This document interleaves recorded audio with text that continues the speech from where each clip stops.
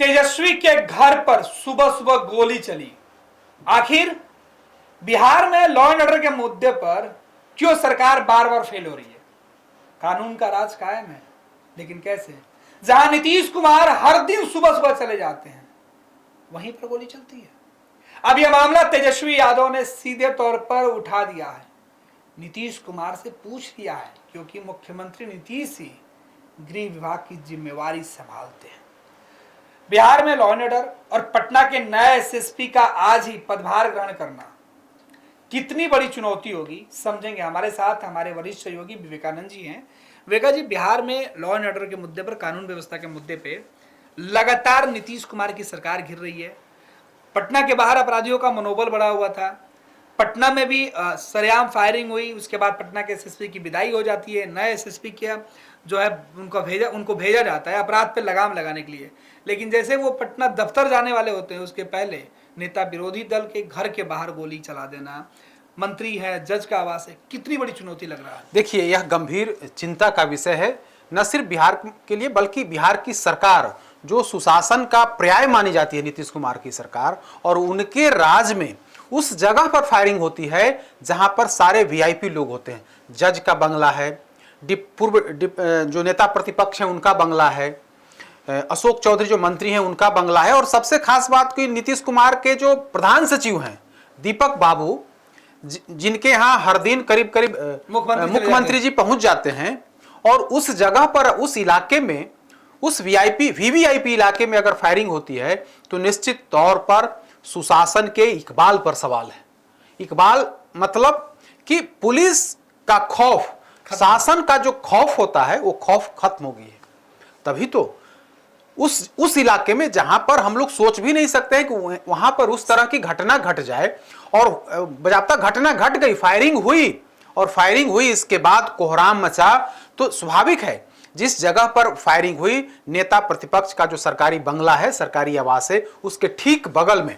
उसके बाद तेजस्वी यादव ने गंभीर सवाल खड़े किए हैं नीतीश कुमार के इस राज पर, और कहा है कि आप इस राज, उन्होंने कहा है क्या कहेंगे आप, अगर इस तरह से फायरिंग हो रही है, इस तरह से घटना अगर पटना के अंदर, वो भी उस जगह पर घटना घट रही है, तब आप इसको क्या कहेंगे? आप देखेंगे तो हाल के दिनों में या फिर कुछ महीनों से तेजस्वी यादव क्राइम को लेकर के नीतीश कुमार को जबरदस्त घेर रहे हैं, और स्वाभाविक है, क्राइम का ग्राफ बढ़ा है, इससे इनकार नहीं किया सकता है। विगत कुछ महीनों में, यूं कहें या 2022-23 के बाद क्राइम का जो ग्राफ है वो काफी बढ़ा हुआ है। हालांकि हाल के दिनों में पुलिस ने कई बड़ी कार्रवाई की है, ऑपरेशन लंगड़ा चलाया है, अपराधियों के खिलाफ मतलब उन पर मुहिम चलाई गई है, उन पर फायरिंग की जा रही है, उन पर मुंहतोड़ जवाब उनको दिया जा रहा है। कई लोग मारे, कई अपराधी मारे गए हैं, कई घायल हुए हैं पुलिस एनकाउंटर में। तो पुलिस कार्रवाई करे, लेकिन जो सरकार का इकबाल होना चाहिए, सरकार का इकबाल खत्म होते हुए दिख रहा है। सरकार का इकबाल मतलब पूरा सिस्टम खत्म होते जा रहा है।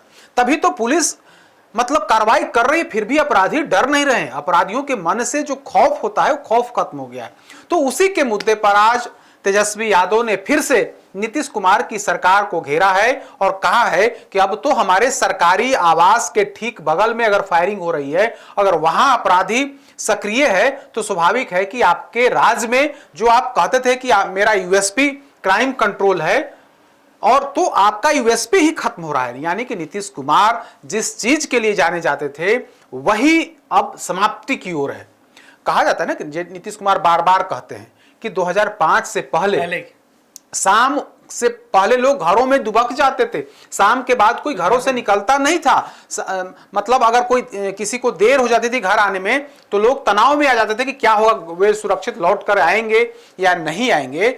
नीतीश कुमार बार बार हर मंच से यह बात आज भी कहते हैं, पहले भी कहते थे और आज भी इसी बात को कहते हैं।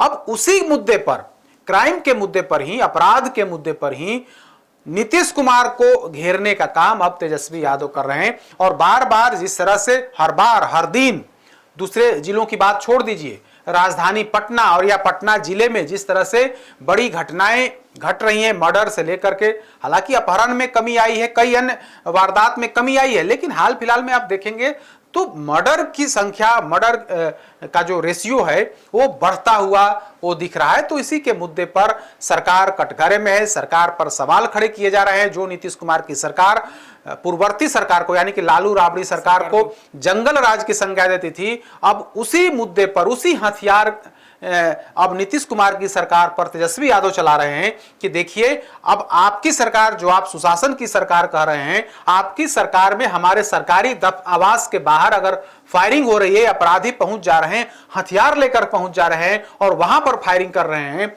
तब क्या यह जंगल राज से बड़ा कोई मतलब ये नहीं है कि जंगल राज जिस सरकार को आप, जिसके राज को आप जंगल राज कहते थे, और आज आपका जो राज है यहां पर इस तरह की घटना घट जा रही है, जबकि पहले उनका कहना है कि पहले इस तरह की घटना नहीं होती थी। कम से कम मुख्यमंत्री आवास या फिर जो वीवीआईपी इलाके हैं वहां पर इस तरह की घटना नहीं होती थी। तेजस्वी यादव का यही कहना है। हालांकि जेडीयू इसे इत्तेफाक नहीं रखती है। जेडीयू तो कहती है कि यहां तो अपहरण होते थे और अपहरण की डीलिंग जो है सो सीएम हाउस में होती थी। तो सबका अपना अपना तर्क है, लेकिन तेजस्वी यादव क्राइम के मुद्दे पर सरकार को घेर रहे हैं। आज फिर से उनको बोलने का मौका मिल गया।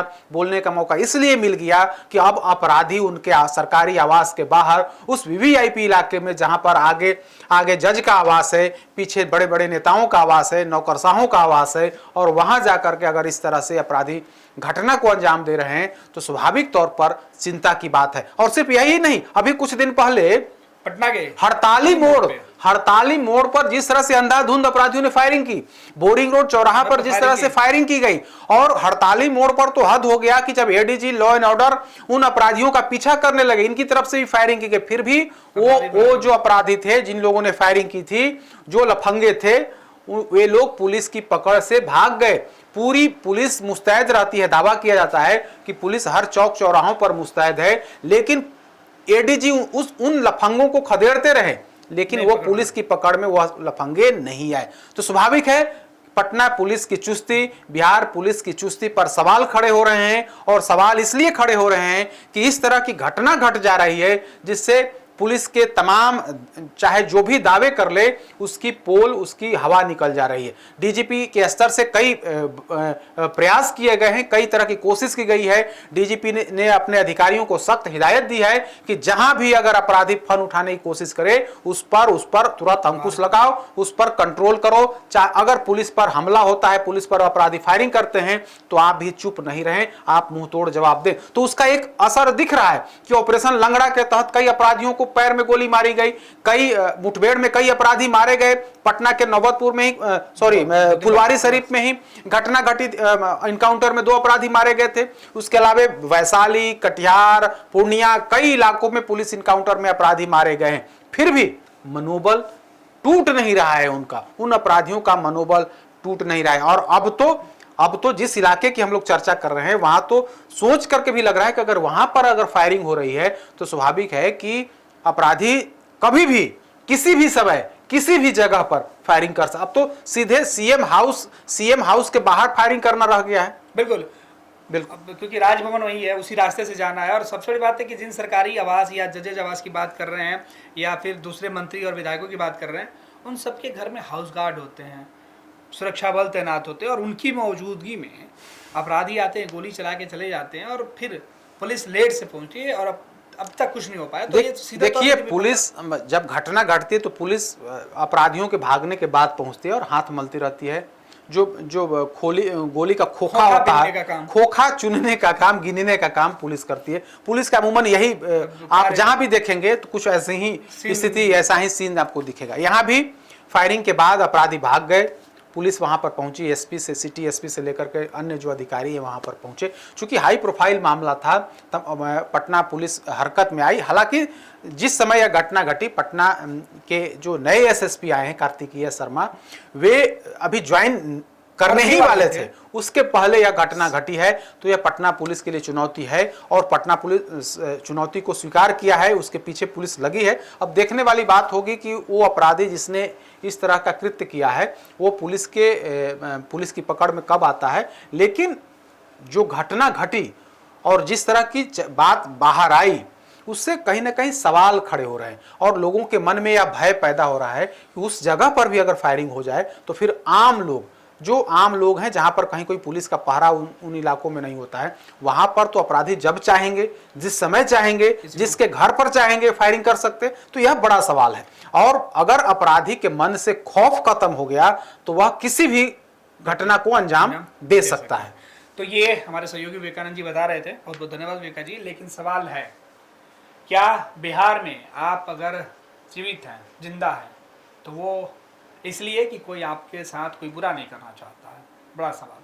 दूसरी एक और बड़ी जो बड़ा सवाल है वो ये है कि क्या बिहार में राजधानी पटना में जिस क्राइम को रोकने के लिए एसएसपी को बदल दिया जाता है कुछ ही महीनों में, उसी पटना में पुलिस अपराधियों के जाने के बाद खोखा चुनने का काम करती रही? ये लो मुंह मीठा करो, आज मैंने अपना जॉब छोड़ दिया, अब हम पूर्णिया वापस जाएंगे। जॉब छोड़ दिया है?